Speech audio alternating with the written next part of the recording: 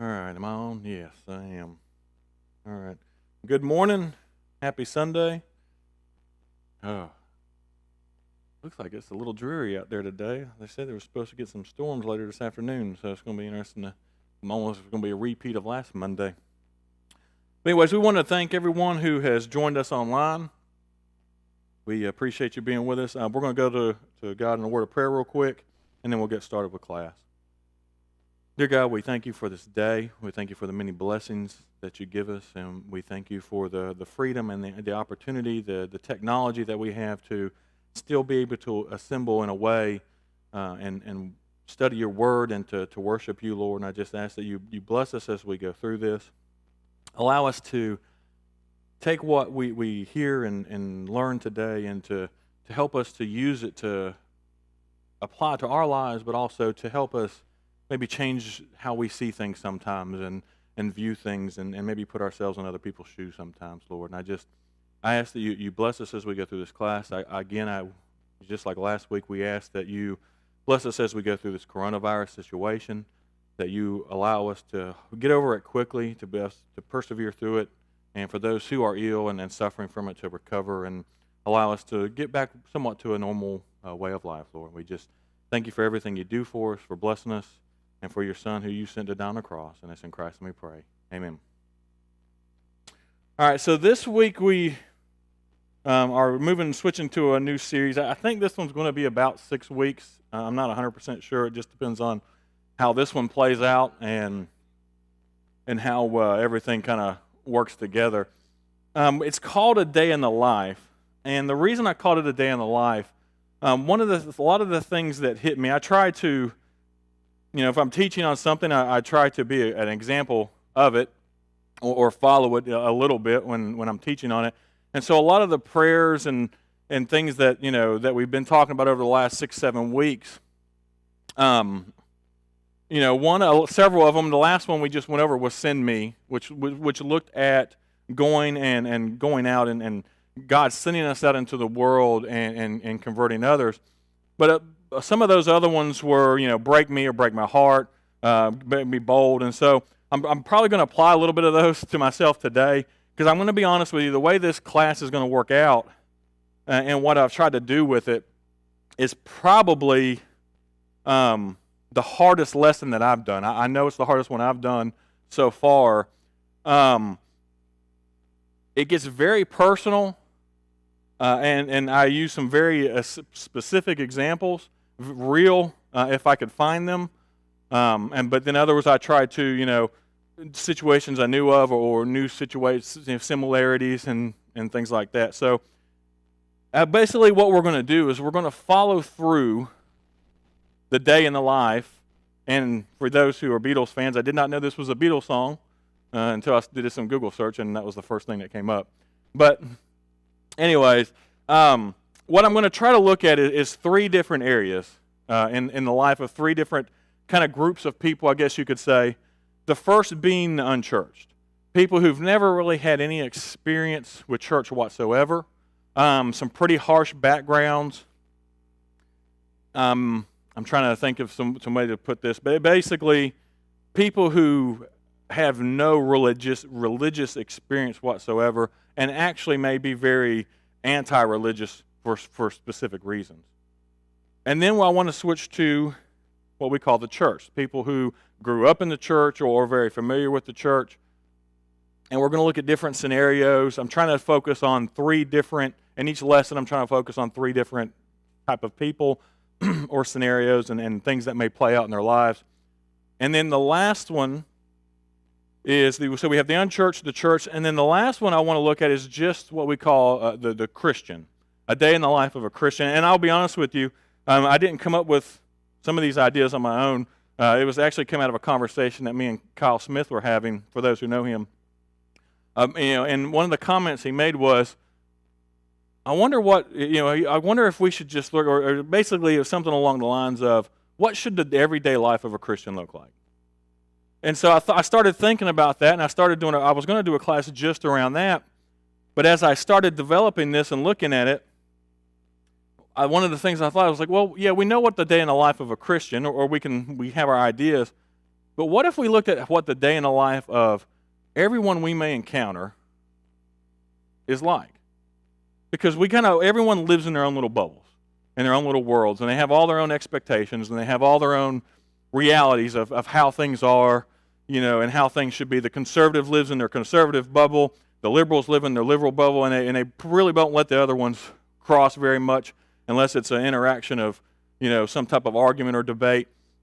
And so you have all these different types of bubbles that people live in. And my thought is let's try to, I guess the terminology I use is pop those bubbles a little bit, and let's step outside of them, and let's try to put ourselves in the shoes of someone else for a day. And in this case, it would be for about 45 minutes. And maybe try to experience life from their side and see what that looks like. So I'm going to be honest with you, this was a very hard lesson to prepare for, especially this one here, because I started that on the unchurched side. My intention, and I'll say this up front, and I'm going to clarify as I go through, is not to try to make the church look bad or make Christians look bad. I'm doing this as a view of what someone who may be a non-Christian might see out in the world. And today's side's going to be a little bit harsh, but next week, I want you to stay. Next week's going to look a little bit different, but we've got to look at the positive, the negative with the positive. So, like I said, it's going to be very personal. My intention's not to attack or to make things look bad. I want to be real as I go through this. And I'm going to be honest with you, I almost did not do this lesson because of how hard it's going to probably be, I think. Maybe I'm wrong. But I was listening to one of my podcasts today, and one of the preachers that were, or not today, but this week, and one of the preachers that were on there said, the hardest lesson to prepare for and preach is probably the one that's needed most. And I thought, well, I hope this is the case, or teach, I hope this is the case. So, the first thing I want to do as we go into this, I want to look at two definitions before we get started. The first one is sympathy. Sympathy is a shared feeling, usually of sorrow, pity, or compassion for another person. You show concern for another person when you feel sympathy for them. So you feel sorry for them, you feel bad for them, you see that they're going through something, and there's some emotion of feeling bad for that situation or that person. The next one I want to look at is empathy. Empathy is stronger than sympathy. It is the ability to put yourself in the place of another and understand someone else's feelings by identifying with them. And that's what I want for us to try to do today. So, a lot of times I think we show sympathy for people. We feel bad for the situation that they're in, right? We'll even say, I feel bad for that person, or I hate that person's having to go through that. But I don't think we rarely, I think, show empathy for people. And that's a whole different, because at that point, you are putting yourself in their shoes. You are trying to understand you may not have experienced what they're experiencing, but you are trying to understand what it would be like to experience what that person has experienced. And so that's what I would like for us to try to do today with what we're going to go through. And the verses that I want you to think about or keep in mind as we go through this is 1 Corinthians 9, verses 19 through 23. And this can be applied for a lot of things, but I really think that Paul was trying to get to a point of empathy when he talks about some of the things that he's talking about here. And the first one is, and this first verse in itself could be a lesson. 1 Corinthians 9, verses 19 through 23. Even though I am a free man with no master, I have become a slave to all people to bring many to Christ. We could learn a lot just from that one sentence. We so many times, especially I think sometimes as Americans, I am free. I can do what I want. I can. I don't have to listen. All these type of things. It's like, this is the way it should be, and this is the way I think, and But if you actually look at what Paul says here, he said, I'm a free man. I have no master. I can do what I want. He says, but I become a slave to all people to bring some or many to Christ.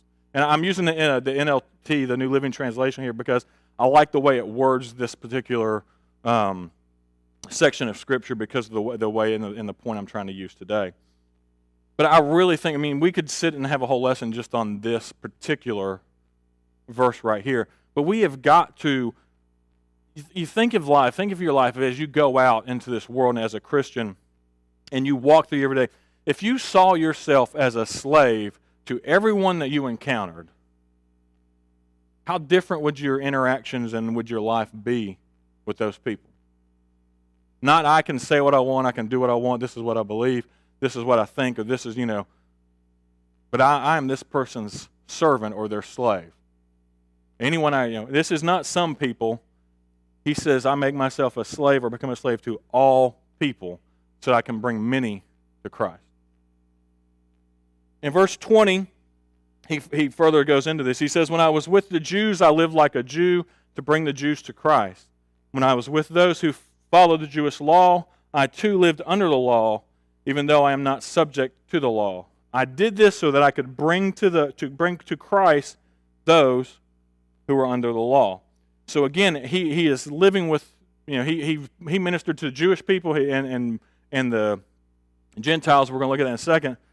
But he became like those people. He lived under their law, their beliefs, their systems, in order to kind of be able to have influence on these people. He didn't go in there and say, look, you Jews don't have to follow this anymore. This isn't the way it's done anymore. He went in there and he lived with them and he worked to convert them by having influence, by living under their system, even though he wasn't actually bound to it. Then in verse 21, he says, when I am with the Gentiles who do not follow the Jewish law, I too live apart from the law so I can bring them to Christ. But I do not ignore the law of God. I obey the law of Christ. So a lot of people have used this verse or this section of verse to justify living a sinful lifestyle in order to reach this people who are in maybe a particular sinful situation. And this is not the case. He's saying, and you see that, and then we'll see this a little bit further. He's saying, I become like them, I put myself in with them, but I still obey God's law while I'm doing this. So when I'm with the Gentiles, I don't follow the Jewish law that that's been established and that I grew up with and that so many know. I live like the Gentiles do, but I still obey the law of God. So we need to make sure that this is a fine line, and as I go through this lesson, I want everyone to understand I'm not justifying or saying that certain sins are okay, but we have to put ourselves in people's shoes sometime to understand where they're coming from and why they may be in the sinful lifestyle that they're in. So he says, but I do not ignore the law of God, I obey the law of Christ. And I should meant to highlight that is something we need to constantly, no matter what we're trying to do, no matter who we're trying to influence and bring to Christ, that's what we need to do. But this is my favorite one, verse 22. When I am with those who are weak, I share their weaknesses. For I want to bring the weak to Christ. Yes, I try to find common ground with everyone. Now, the other translations of this say, I become all things to all men so that I may convert or save some. In the New Living Translation, he says, yes, I try to find common ground with everyone, doing everything I can to save some. So the idea is here, and I think this is why I gave the definitions of sympathy and empathy. I believe what Paul talks about here is being empathetic towards people. He finds that he talks about someone who is weak, and most scholars believe this is weak in the faith or weak in learning, because Paul was a scholar. Paul was highly intelligent when it came to the Jewish law and the things. You see this in all his writings, how it comes out. So a lot of people think that this may have been part of that too, that he shares in their weaknesses. But the point I want to make here is Paul is talking about becoming, I believe, empathetic, having empathy with people in their current situations, right? Putting himself in their shoes to understand what they are going through, to understand their situation, so that way I can then convert them. And then the key verse here says, I find common ground with everyone, doing everything I can to save some. So that's a key word there. You're not going to save everyone. And even if you follow this to a T, you're only going to save some. And so this is why this is important. And then finally, I do everything to spread the good news and share in its blessings. So I want everyone to keep that in mind as we go through this and to look at this, because we're going to look in the day in the life of three very unchurched people. And when I say unchurched, I'm going to say pretty much they've had little to no church interaction whatsoever. Probably the only times they've stepped foot in a church is for maybe a wedding or a funeral, and then we'll cover some of the ideas around these three people. The first person I'm going to talk about, and these are just random names. Actually, one of them's not, but we'll talk about that next week. But for the most part, the random names, I just picked them out of the sky. So we'll see here. The first one we're going to look at is Christine. And my goal here is that I want you to put yourself in this person's shoes and try to imagine that and be empathetic to the fact that you are this person and you're going to experience the things that Christine has experienced. Christine was born in small town USA, little tiny town, I don't know, somewhere in the U.S. She was born to a single mom. She has no idea who her father is. Her dad or father was never in her life. Her mom is a drug addict and kind of did her best to take care of her. It was enough to keep social services, the defects, whatever we call them around here, from coming in and taking her child away. But she still grew up in a house of drugs, alcohol. Her mom had several men coming through the house on a regular basis.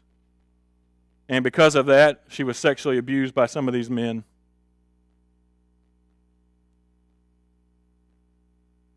Her religious experience was little to none.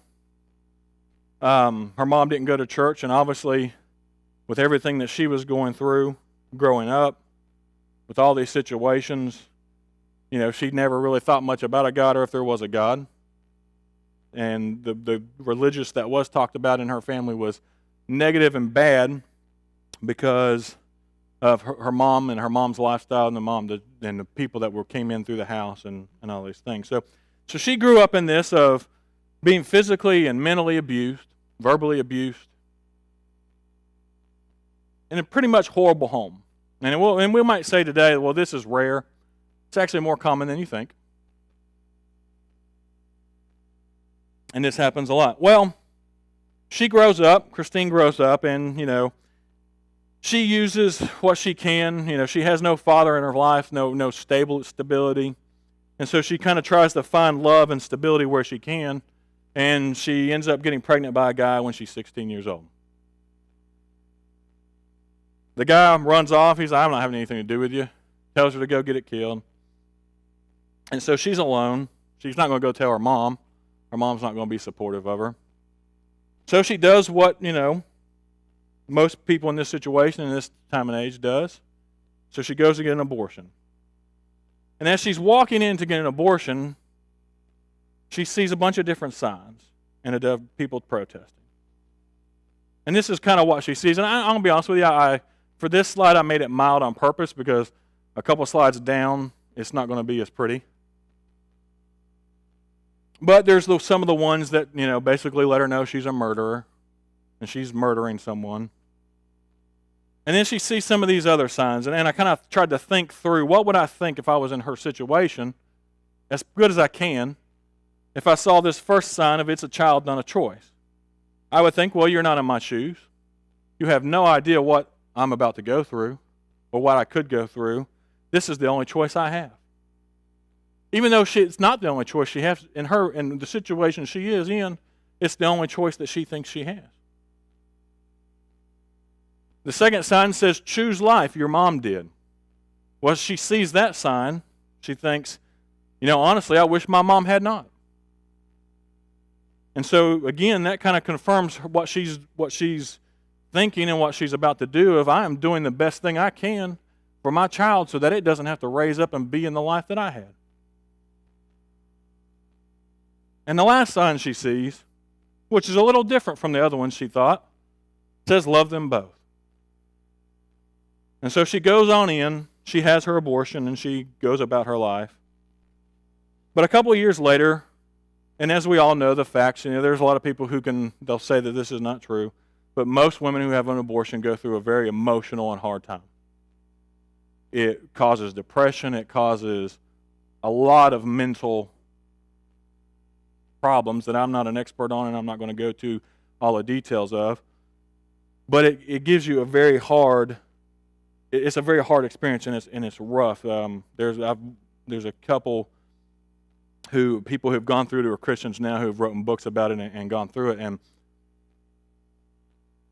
they talk about that, and they talk about the guilt that they still live with.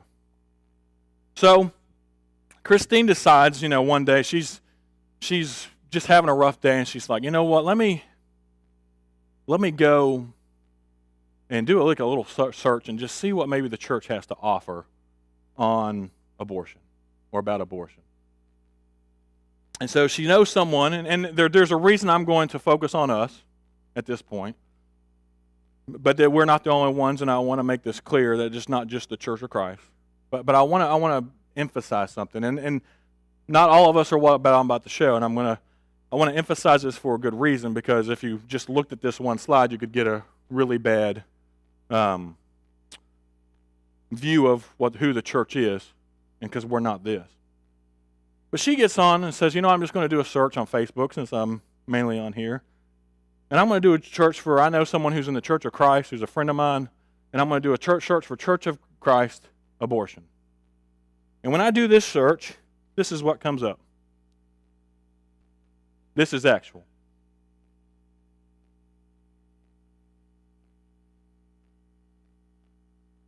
Now, I just wanted you to view it for a minute. Again, most people don't believe this. At least I don't think so. I hope not.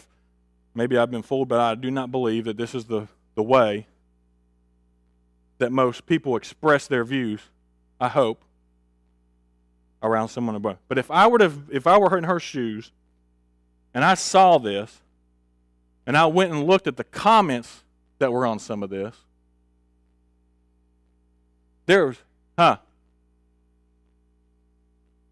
yes, Facebook websites. The question was where this came from, and that's Church of Christ? Yes. Yes. Oh. Yes. And so this is why I say, and I'm going to go this, because if someone's viewing online, they could get a very bad impression of if they just flipped through and saw that. So if you did see that, and go back through and listen, I want you to get the context of why that's there. Now, not all churches of Christ are like this, all right? But the number one Church of Christ site has 2 different pages. All total, they have about 100,000 viewers. That is about 1 week's of viewing. And I'm going to get a little bit further. But if I'm in her shoes, and I search this, and the number one comment and the number one thing I say is, vengeance is mine, says the Lord, and that these people are going to pay, I am never going to step foot in anything to do, probably with a church, especially the Church of Christ. And so I say this, and like I said, you're going to have to bear with me, because next week we're going to go a little bit in a different direction. But I'm going to look at this from both sides. So that's Christine's story, and I'm going to stop it right there, because I want you to put yourself in Christine's shoes, and I want that to have been your last search when you were looking out for information, and see what that comes up to you. So just think about being her for a minute. All right, the next one's Caleb. Caleb, not 100% sure where Caleb was born, but he was born in America. And he was born to your average 2-parent home in the United States. But when he was just a toddler, an infant, both of his parents decided they were both gay, and that they were going to get divorced and go live with their lovers. So Caleb is then raised by his mother and her partner. They are both very active in the gay rights community. So he actually grows up in this situation and in this story. He's not abused. He's not taken advantage of. Basically, his life is normal for the most part, except for the fact that he is being raised by two moms, and he attends gay pride events and gay pride, which, you know.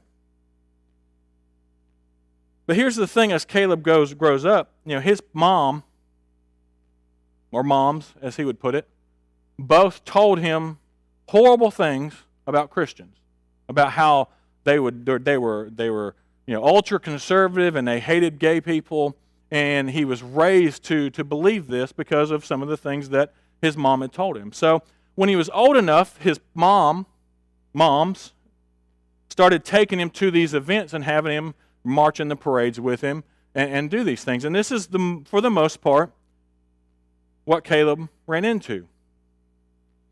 Ran into signs and people who told him that God hated him. He ran into people saying, "Go away, we don't want you here." And most of these people in these events that he ran into were Christians. Christians, let me put it that way. And then he would see the signs of turn or burn and the hateful comments that they would receive. And then finally, the worst things that would happen usually, and this happened more than once, is that urine would be sprayed on them at these events. So Caleb's story is a little shorter for a reason. We'll follow up on him next week. But I want you to put yourself in Caleb's shoes. This one's hard. Some of these are hard because we really don't know what it was like. A lot of us have grown up in situations where the hardship and the things that these people have had to go through, our lives have been easy. But I want you to think and put yourself in Caleb's shoes. You grow up in this situation, and this is the experience and the reaction that you get all the way up to urine being thrown on you by a Christian. And then the last one is Justin. Justin, by all means,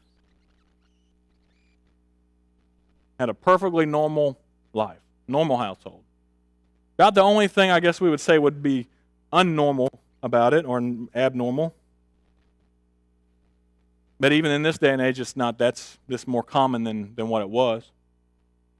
So he was born in a two-parent home, raised by two loving parents. His childhood, what we would say would be everyday normal childhood. Went to school, got good grades, didn't have any problems, wasn't abused, was, considered your high school and school, your normal kid. He wasn't a jock or a real popular kid, but he wasn't, an outcast or anything like that. Just normal life, childhood. Religion was pretty much non-existent in his household as well. His parents didn't really talk bad about religion. They didn't talk good about it. It was just they didn't go. Never really went to church. If they did, it was on Easter. And when they did go on Easter, a lot of times they listened to sermons and sung songs that they really didn't understand the meaning to, because a lot of the stuff he didn't understand because he had no biblical upbringing. So they were kind of lost even when he did go. So, just kind of your normal existence. But for some reason, Justin has an addiction problem. He started out with, I got this in the wrong order, with alcohol, went to drugs, and for some reason it grabbed a hold of him faster than most people, and he couldn't just turn away from it. So not only is at a young age, we'll say I didn't assign an age, we'll say he's in his early 20s. He's addicted to alcohol and drugs and pornography. He's got an addictive personality. And as he goes through life, he finally gets to a point to where he's just about to hit rock bottom, and it's just getting really hard for him. And so again, kind of like the Christine, he reaches out. And he, again, I'm on this one. The Caleb one I didn't, because I didn't have a specific example there. But like Christine, he reaches out and he knows someone who's a member of the Church of Christ as well. And I'm not trying to pick on the Church of Christ, but I'm using us as an example. I could do this with a bunch of different ones, denominations, religions, whatever I wanted to do with, I could do this. But there's a reason why I'm focused on us, because of who we are. And he's like, you know what, I need to go to a church. Let me get on and search. And I'm going to search for Church of Christ. I want some information. So I'm going to search Church of Christ information or lessons.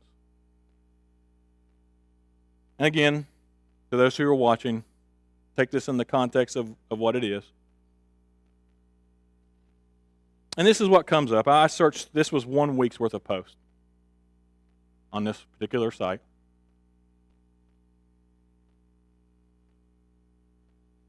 And while this particular site had some good things, I'm not going to say it was all bad. There were some verses on there that were good.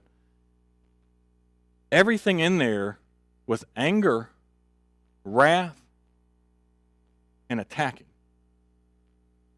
There was no love. There was hardly any mention of love. In fact, the one verse or the one thing that I found that mentioned love was that God loved a cheerful giver. And while some of these things may have some truth to them, the way they're presented is very, very harsh. And if I was a person from the outside who had no idea, if I saw this, I would turn it off and never go back. And I don't know if you can read all these. They're a little fine-tuned. But there's a reason why I did this. And I hope some of you are still following me. Some of you may have said, I'm not going to listen to this.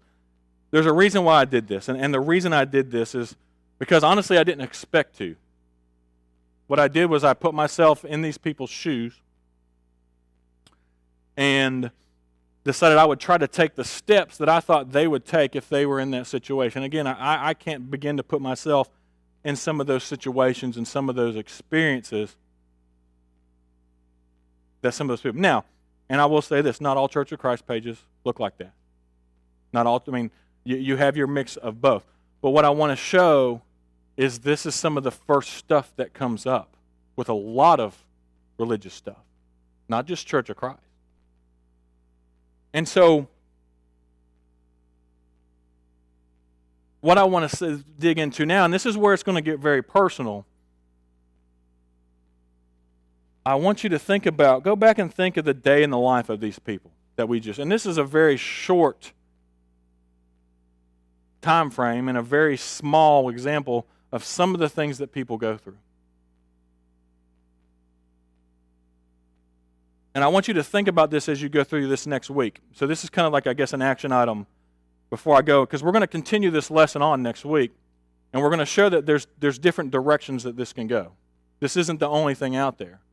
But we have to be aware, and we have to see everything and be aware of everything that is out there, so we know we can combat it. We know what we can do, what we're up against sometimes. So I want you to put yourself, I want you to see the people in your world. There's people in your world that you know what they've been through. You know what their life has thrown at them. Some of them has been fairly easy for the most part. Others, they have gone through some really, really harsh, bad times. And I want you to put yourself in their shoes and try to live a day in their life and what it might be like. Because as Christians, we have our expectations, we have our reality, right? And we don't really sometimes understand the realities of other people's lives.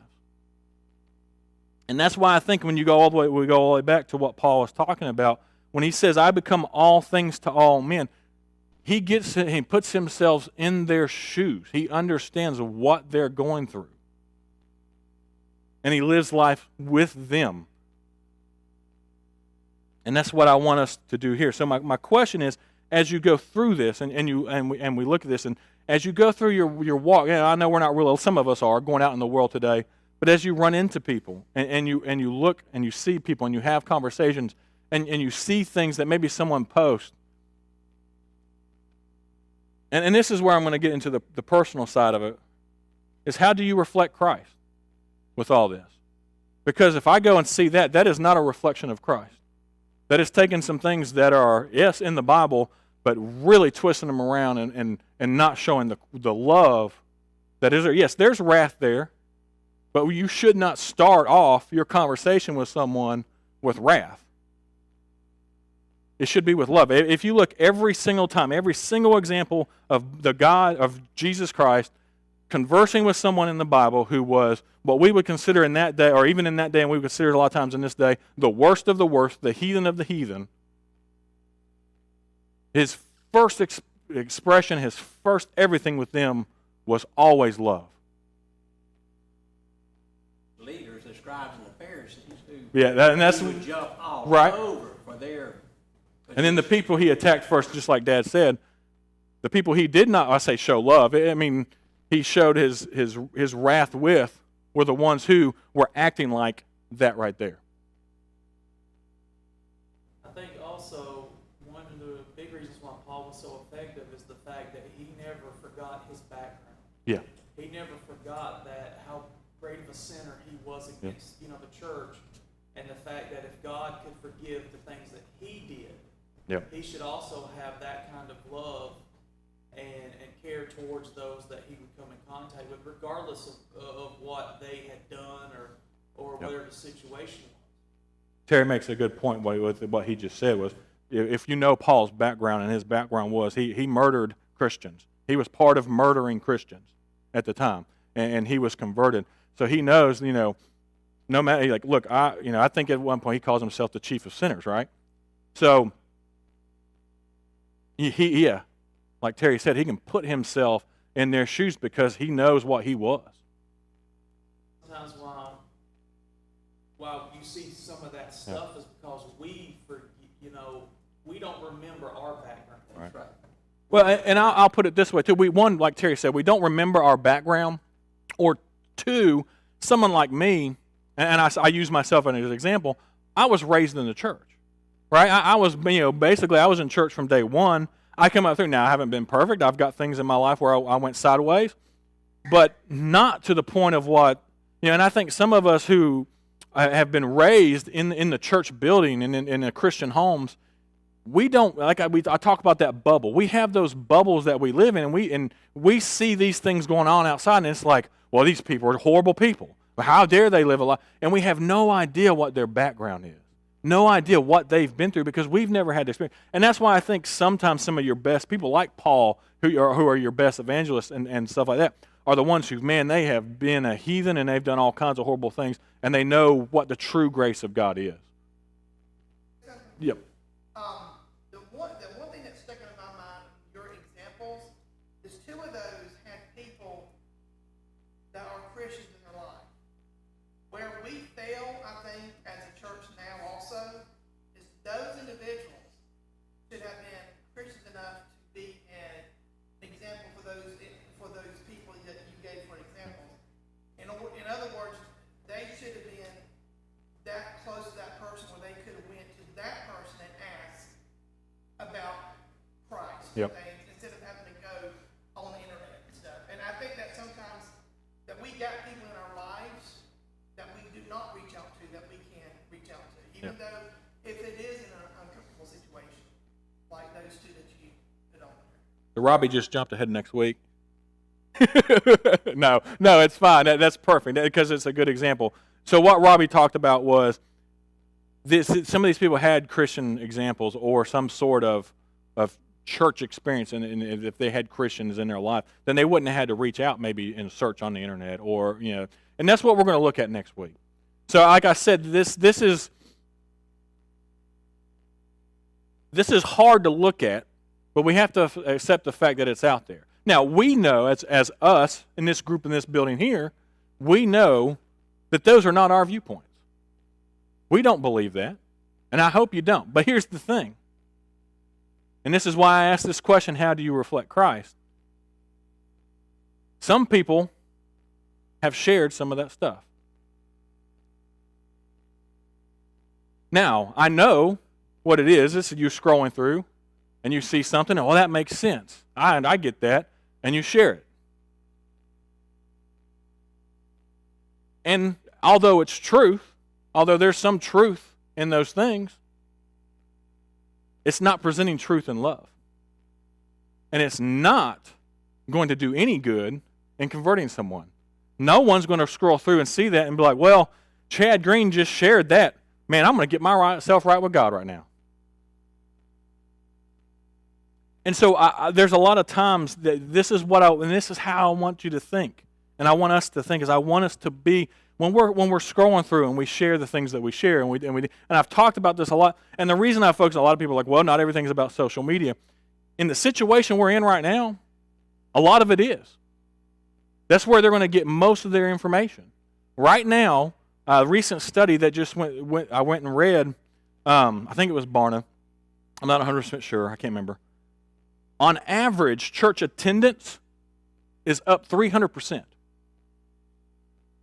during this virus. I say attendance not in the physical building, but people trying to keep track the best they can to the number of people watching their services and viewing their classes and doing the things they're doing.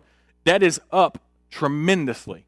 There's churches who have 75 visitors or 75 regular attenders who some of their worship services have seen 750 people viewing them. Ours is almost doubled. And so the reason I say this is how do you reflect Christ? Because I think this is an important thing right now because people are searching right now for this kind of information. They are looking. Now, that's not going to be the only thing you find out there. But I'm using this, I'm starting with the negative, and I'm going to move to the positive. But I want us to know that that's out there. And I want us to know that even sometimes us as Christians, we can unintentionally do these things that we don't want to do. Because sometimes it is hard. And we're not going to be perfect. We're going to do things to offend people. We're humans. We're not perfect. But the best we can, we need to do the best we can to be empathetic to people. Now, I'm not saying let people walk all over you, take advantage of you, do those things. But what I'm saying is do our best to put ourselves in everyone's shoes that we can so that way we may win some of them.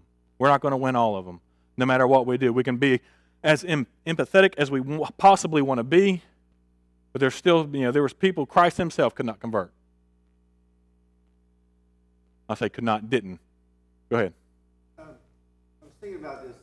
Jesus didn't let people off the hook, but he said things like, go and sin no more. Right. He showed them empathy and compassion, but he also said, hey, there is the path. Yep. This is what I want you to do. You need to change your life over to here so that these things won't bother you anymore. You won't have trouble anymore with these things. But he always pointed them to God. Yep. And that's going to be, and that's what we're going to look at next week. So, and you guys are right. You're going in the right direction. And I didn't have enough time. I had to split this into two different lessons. I wish I could do all one lesson. But that's what we're going to look at next week. And that's why I stopped their stories where I stopped them. Right? Because their story's not finished yet. They've seen this stuff, but there's still opportunity to go to do the right thing. And some of these are going to be interesting. One of them is going to be really interesting. But it shows if we do what we're supposed to do, if we get outside of this building like we are now, we have to be, right? And we show that empathy. And the biggest example I go to is we need to come down to their level, right? I think so many times as Christians, we expect people who are in sinful lifestyles to come up to our level first, and then we'll have these conversations. Now, we need to get down in the mud with them. That's what Paul did, right? He went and lived with them. He understood them. What Jesus did, right? We didn't, sit back and we post our post and we say our comments or we have our conversations. Well, that person, look at how that, not that kind of. He went and said, look, this person's hurting. I'm going to get down here. I'm going to figure out what's going on, why you're hurting, and I'm going to do everything I can to lift you up out of it. Now, we're not always going to be successful, but I at least at that point I can say, look, I did everything I could. We did everything we could. We can continue to pray. That's the. But if we start off with the wrath and the well, I can't believe you did this. You're a murderer. You're never going to get anywhere. Or homosexuality is an abomination, if that's the first words you start out with, you're never going to get anywhere. So that's my, it's 10:15, I got to stop. So that's my first lesson. Now we're going to continue this on next week. We're going to stay in these same people's lives. And then after that, we're going to get into some Christian people's, or some unchurched people. I forget some church people. Let me put it that way, church people. We're going to look at the two. And then we're going to look at what the Christian life, and what the different views and sometimes the things that we do or see in those lives. So I hope you saw this. If you saw any of those slides going back through it, and you're like, what in the world is this crazy guy talking about? Please go back and get the full context of everything that was in there. And we'll we'll continue next week. We'll start the live stream at about 10:25 for worship service. Thank you.